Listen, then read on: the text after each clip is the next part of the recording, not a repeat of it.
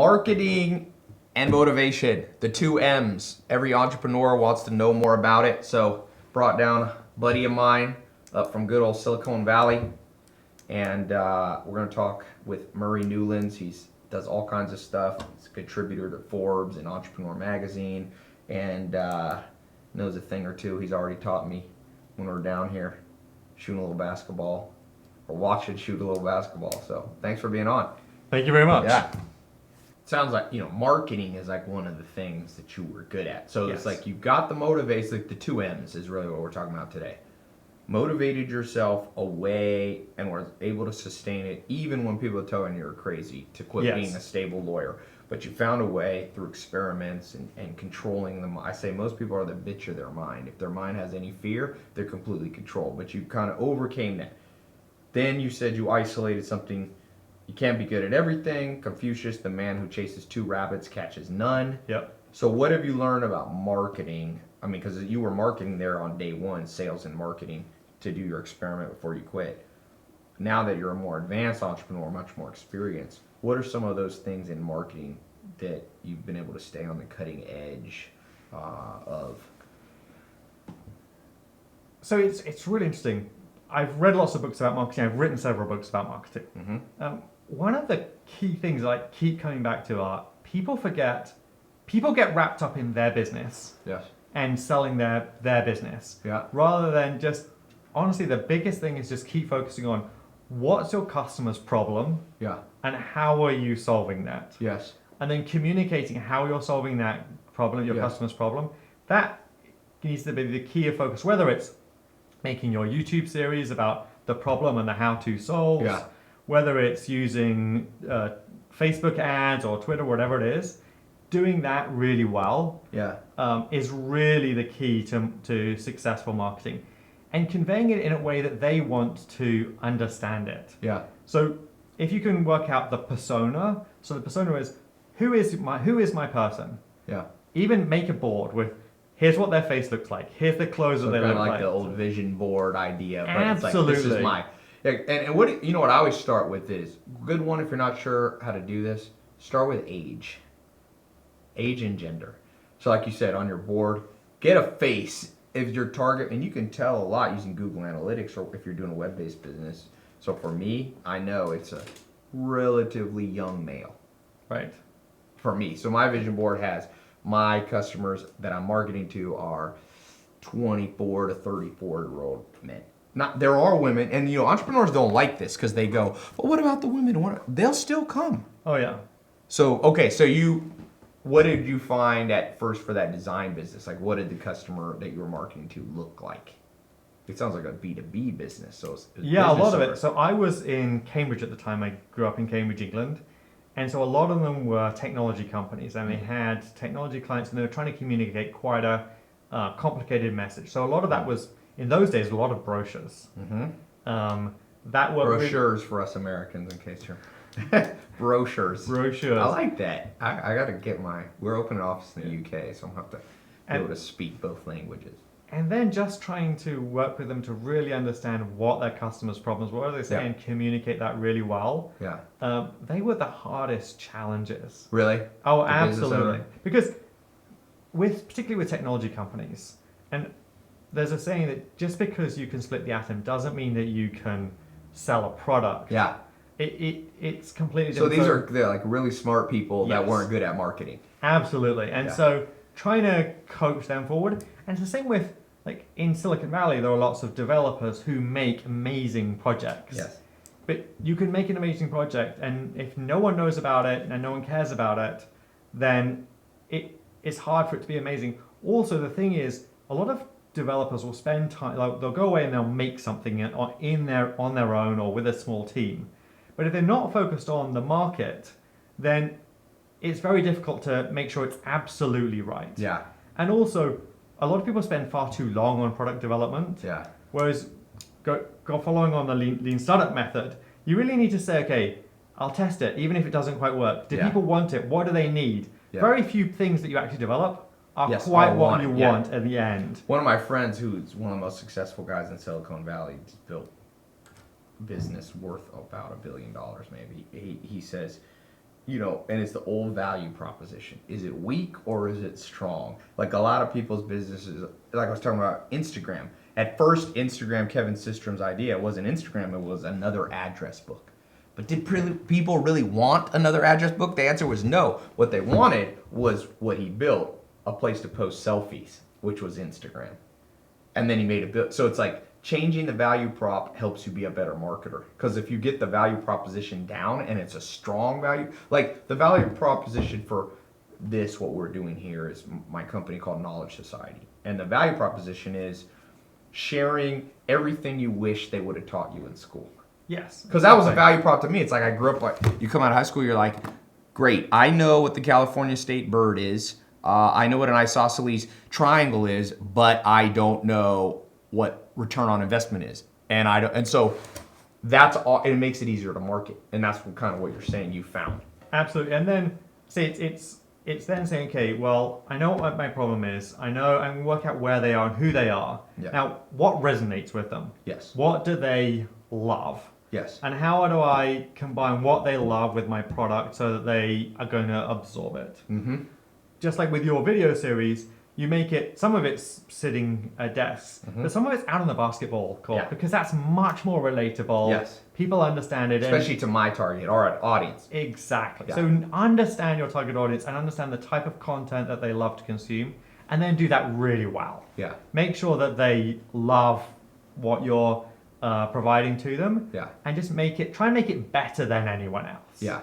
Like, why should they come to you as opposed to go to someone else? Well, they should come to you because you make it really well. Yeah. But beyond that, these days with a business, I think we've gone past that you could just have a product and you throw it out there. People want to identify with the business. Yeah, or the owner and putting yourself out. Like Steve Jobs had his face out there. Zuckerberg, Mark Cuban. He was on your show recently. Yeah. Like, people know him, believe in him, and become fans of his and his businesses. Yes. And why is that? Well, for years we were just sold the message of the company. Now we want to trust and believe in the company. Mm-hmm. And it's much easier to trust and believe in a person as part of the company. Than a nameless, faceless. Exactly. That's like even Ray A. Kroc that started McDonald's.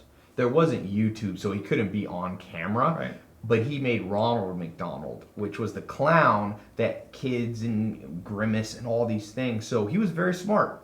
Right. Now, in the modern world, I'm sure he would have done it more YouTube-y or reality TV show. But the same principle, like you just said, people don't trust a name, McDonald's. But little kids will trust what are the ones called? Asking the video team here. What are the Fry Guys or whatever? You remember the Grimace and all the the Hamburglar and all that. Yeah. If you then look at where we're going, and for example, the power of celebrity these days to sell products. Mm-hmm. They sell a lot of products because people believe in them. Yes. They believe in them. They become fans of them. They follow it. Just like Alba built her $1 billion company. Exactly. Yeah. And so also that's why brands are hiring individuals to promote their products, because if they're a fan of someone who actually believes in the product and they share that, then they trust and believe in them. Yeah. And increasingly that's a very well trodden path for doing that. Mm-hmm. Now, it's sometimes hard for an entrepreneur to then say, okay, well, I'm going to have these other faces there. But if they're much better at conveying the message and motivating people to buy your product, because a lot of the time, now there are many different competing products for exactly the same thing. Mm-hmm. You need to say, okay, how am I going to motivate people to say, you are the solution for my product? Yeah. Well, if you provide great content that is motivating and engaging to them, then that will really work to sell your product. Mm-hmm. And the best way to do it is to show this is a great way of doing it, and yes, this will change your life in the right way to fix your problem. And maybe drop in a celebrity or a celebrity to your audience every once in a while as kind of an endorsement in building trust. Absolutely, but also those people are great at creating content that people love. Right, so let them create their own thing. Let them create their own thing that they're really good at to sell your product. Now, they don't create products necessarily themselves, but they're great at communicating products. They can create the buzz around your product. Exactly. Yeah. Exactly. Yeah, celebrity, I mean, if you look at just in the last couple of years, you've got headsets, which, headphones, Apple had their little earbud ones, and then this company comes out with Beats, but they attach Dr. Dre. Absolutely. Dr. Dre is like what we call an OG, like he's an original gangster in the music world, and so all of a sudden the company goes to worth $3 billion once it attached itself. The Kardashians, of course, make hundreds of millions of dollars because people go, if a Kardashian's sitting there. I will tell you, once in a while it doesn't work. I had a friend who hired, I forget who it was, the Kardashian something, and it gave them a boost, but not quite as much. So you gotta, the celebrity endorsements, you a little bit want to make sure it's because I don't think what the product they had matched with the Kardashians. So it's not an absolute guaranteed, but if you do it right, it almost always works. So a friend of mine works for a multi-billion-dollar brand, and he was saying they did research and it was really interesting what they pulled out. There was a school they went to with 1,000 people, and one of the kids who was 12 had a blog about fashion. He's a 12-year-old kid, super young doing it. And whatever he said was cool, Yes. was cool. Yes. Now, he's not a massive celebrity. Yes. And if you're a small entrepreneur, you can still find those people that are super influential Yes. to your market. But the audience that, if you were a local fashion shop, Right, you just need that quick kid, 12-year-old kid. exactly, Yeah. who they would make it cool, they would solve the problem, and the problem in that case is, as a kid, what clothes do I buy that makes me cool? Yes. So it's not necessarily a problem of changing your life. Maybe it's lots of apps like Flappy Bird solves a problem of I need entertainment. Yes. So you need to think really on a much higher level. What am I trying to do? What problem am I trying to solve? And then how do I do that really well? And how do I convey that? And who can help me convey it to Yeah. make it successful? Yeah. You see, I was just spoke at Loyola Marymount to their entrepreneur class, seniors and juniors, and at that university they were telling me that's how Uber's grown.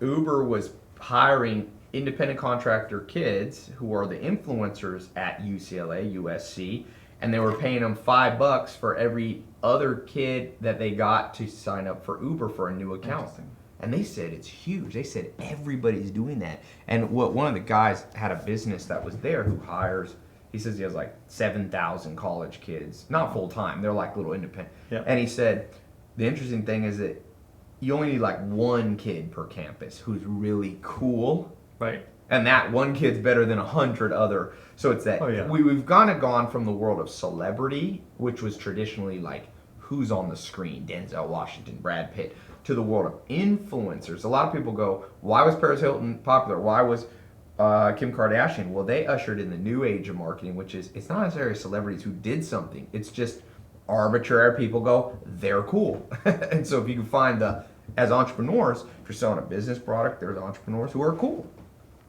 This was awesome. Well, people watching, what's the best place to follow you, learn more about marketing, more about how you help entrepreneurs?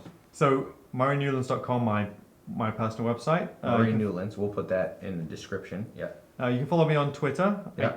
I tweet a lot of links to articles I write. So I contribute to Forbes and Entrepreneur. Yes. And on Instagram, just Murray Newlands as well. Murray Newlands. Yes. Awesome, Murray. Thank you. Hey.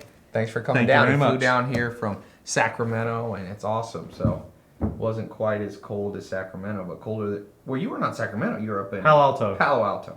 All the altos, mentos, San Francisco's kind of blur together, but for us Southern Californians. But awesome. Thanks for being here. Hope to Thank have you. you on more often.